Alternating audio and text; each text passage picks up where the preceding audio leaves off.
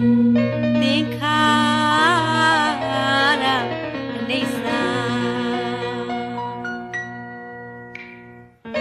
တက္ကရာအခါမနဲ့148ဖြာ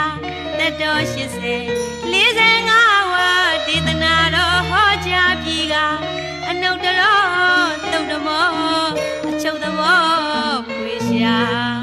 ပရိနိဗ္ဗာန်ဆံယူများဤခေမာနာလူယောနာမြမမကြည်သာသို့ပါသောဓမ္မအမွေအနှစ်နဲ့ဖြည့်ရကြနေငါမဟာဗုဒ္ဓဝေအောင်ခြင်းဖျားတတ္တဌာနသတ္ထမဖြစ်ရပါ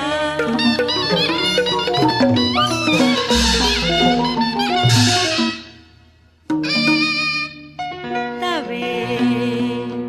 သင်္ခါရနိစ္စတကယ်အခါမနဲ့148ဖြာသက်တော်80 45ဝါဒေသနာတော်ဟောကြားပြီးကအနုတ္တရောသုတ်တမောအချုပ်သဘောဖွေရှာပရိနိဗ္ဗာန်ဆံယူများဤခေမာနာလူယောနာမြမမကြည်သာသို့ပါသောဓမ္မအမွေအနှစ်နဲ့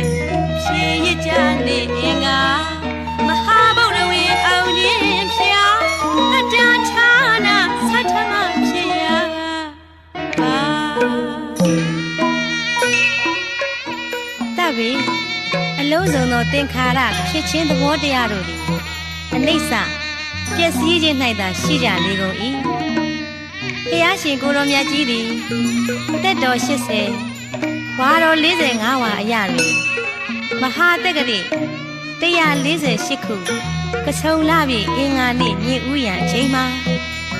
မန္လာမင်းတို့၏အင်းကြီးဥယျာဉ်၌မန္လာမင်းတို့အား